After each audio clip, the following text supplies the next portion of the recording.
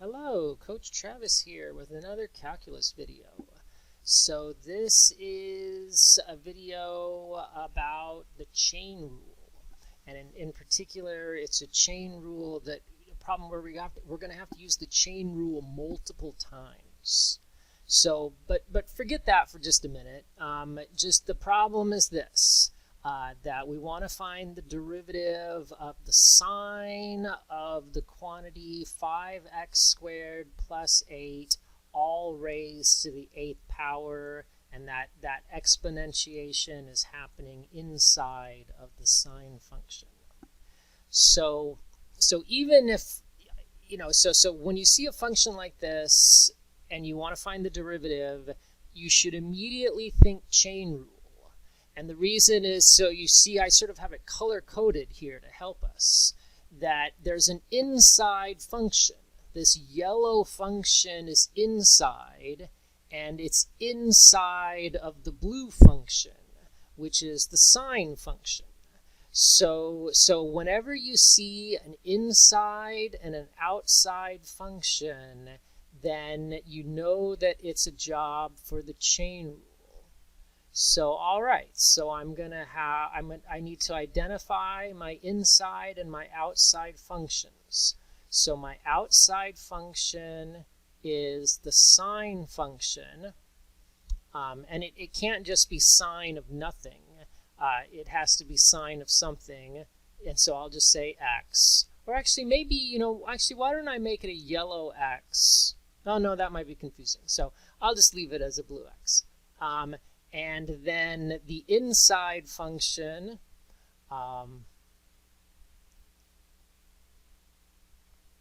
is the 5x squared.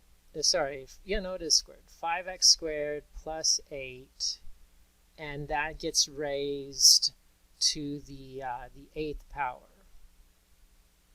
So you might see that, oh yeah, I added a color in there. So you might wonder, wait, why did I do that? And the reason for that will become clear in just a minute. So actually, let me make that.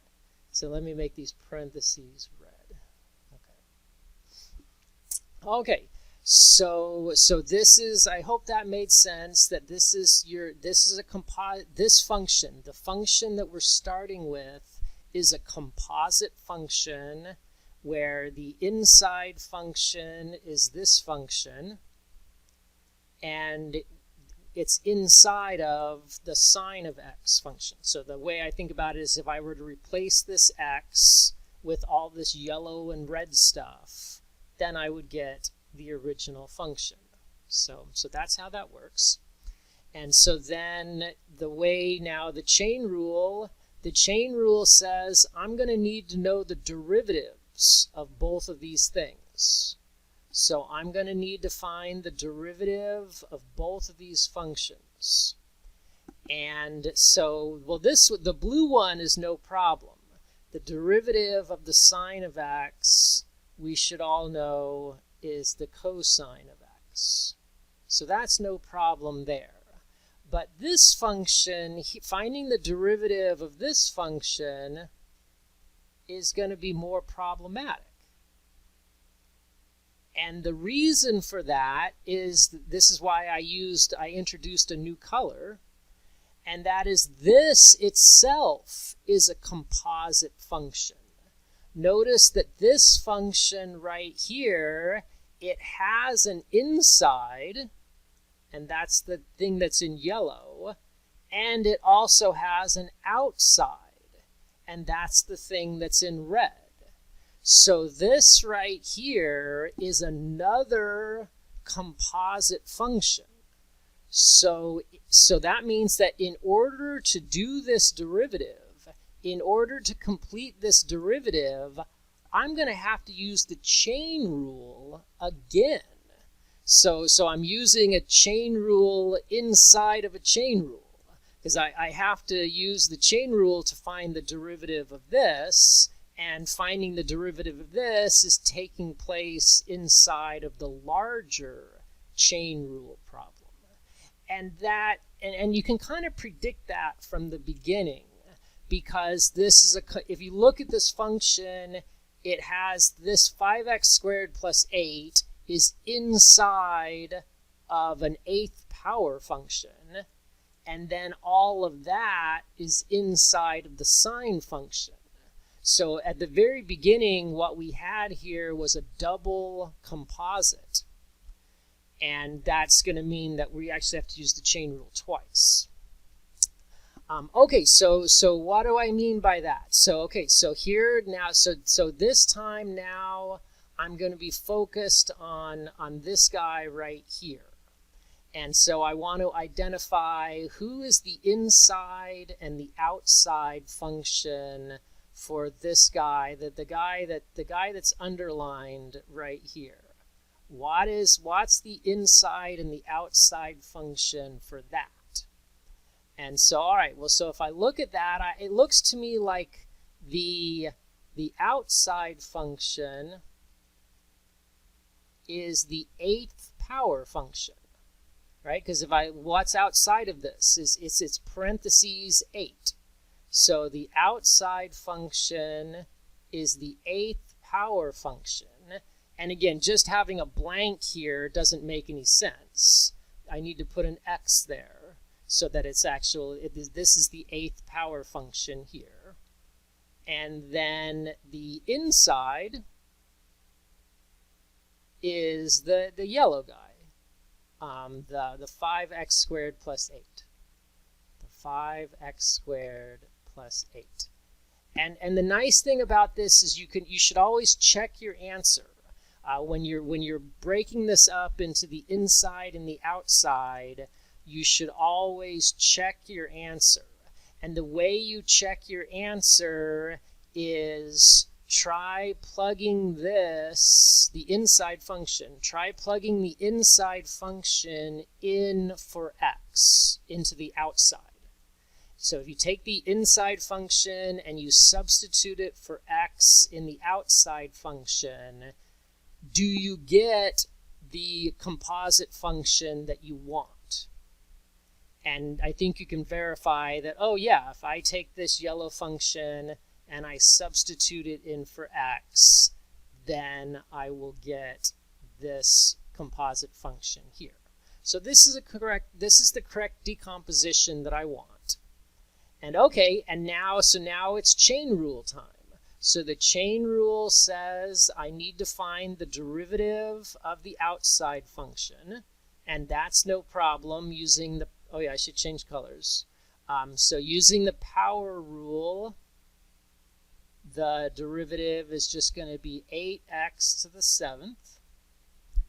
And then the derivative of the inside function, I'm going to use the constant multiple rule and the power rule and the derivative of a constant rule.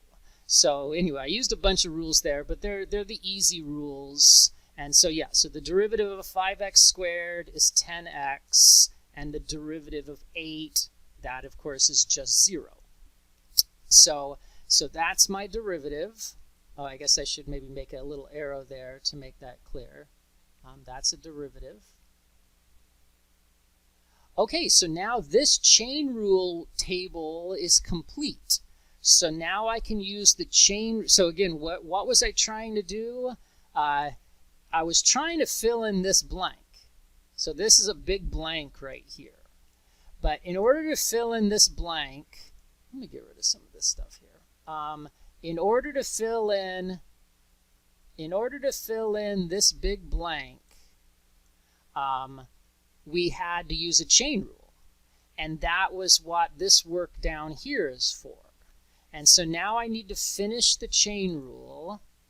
And what the chain rule recipe says, so the way I think about it is these are all my ingredients. These are all the ingredients that the chain rule needs. The chain rule needs the outside function, it needs the inside function, and then it needs the derivatives of both. And then the chain rule is a recipe for how to assemble the ingredients so that you get an answer. And the way I show my work is the recipe to me says that the inside function goes into the derivative of the outside, and then you multiply by the derivative of the inside. So that's what the chain rule recipe says. So that's what's now going to go up in this blank here. What's going to go up in this blank is going to be 8 times, and now instead of x, I'm going to write all this yellow stuff because the inside function is getting plugged in to the derivative of the outside. So this is going to be 5x squared plus 8. And then that is getting raised, oh wait, I want red. That is getting raised to the, it looks like the 7th power. And then I have to multiply by this 10x. So I have to multiply by 10x. That's what the chain rule recipe says. Okay, so now I've completed this chain rule table. So this was the chain rule table for the original problem. So these are all the ingredients I need to complete the chain rule on the original problem. So okay, so now all I do is I follow the chain rule recipe, and this time I use these ingredients.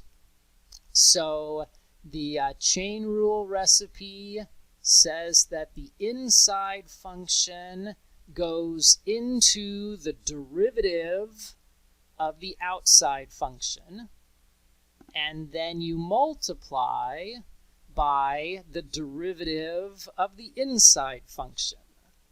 So, all right, so I think we're ready to write down our final answer here. So our final answer is going to be, okay, so we have we start with cosine.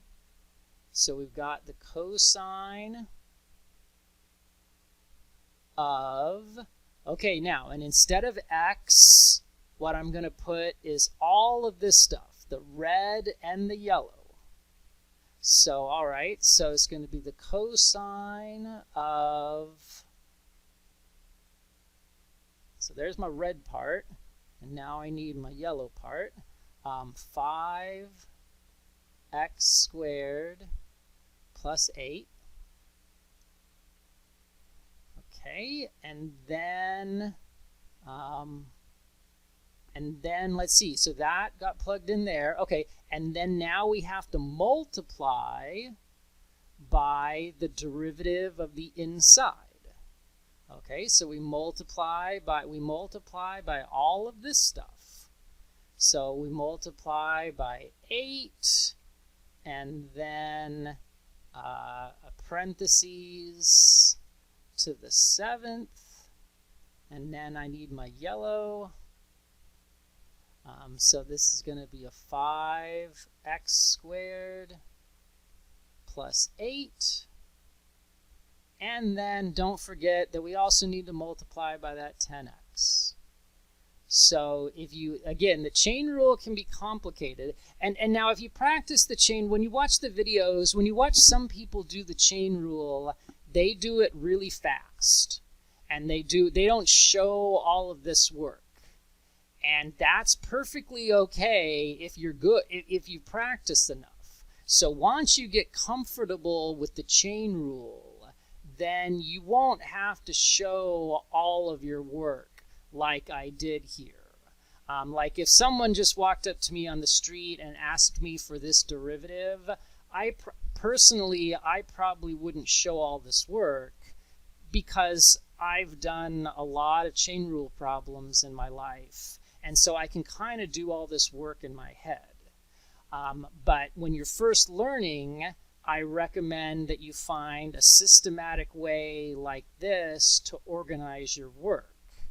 And then once you've done a whole bunch of problems, a whole bunch of chain rule problems, and you kind of get the hang of it, then you'll be able to do this a lot faster.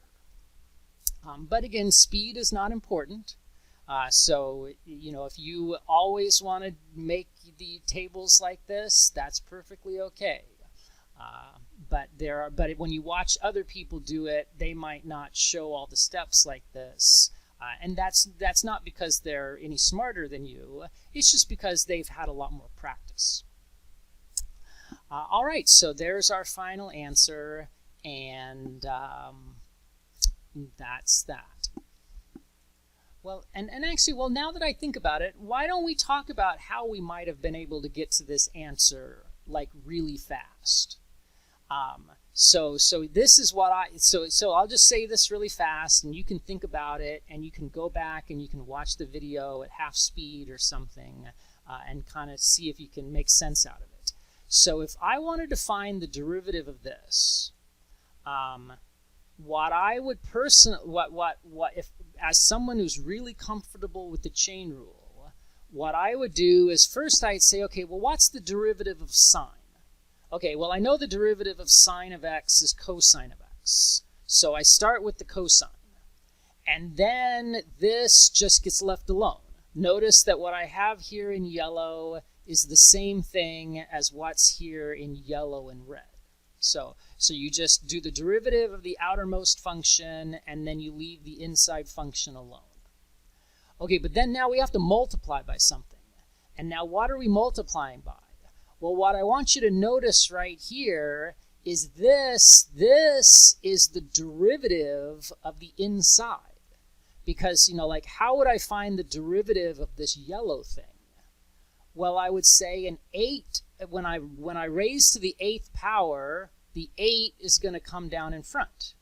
And then the exponent is going to turn into a 7. So that's just the good old power rule. And then this innermost function just stays there. So that innermost function is still there. But then the 8 came down and turned into a 7. And then one final step, whenever you have an inside function, then you always have to multiply by its derivative. And so there's one more multiplication here, and I say, well, what is the derivative of this guy right here? Let me underline it. What is the derivative of this thing right here? And you can verify that the derivative of this thing right here is 10x. And then there's no more inside functions, so then I'm done. So if that made sense, awesome. If it didn't make sense, don't worry about it. Do it this way. But maybe after you've done your homework and you've gotten a few chain rule problems under your belt, then come back to this video and watch it again and see if what I just said makes more sense. Because if you it's a faster way to do the chain rule. And again, speed is not our ultimate goal. Accuracy is. But, all else being equal, everybody likes to do things as fast as they can. And so it's not, once you've mastered the basics, then you can start thinking about, well, how could I do this faster?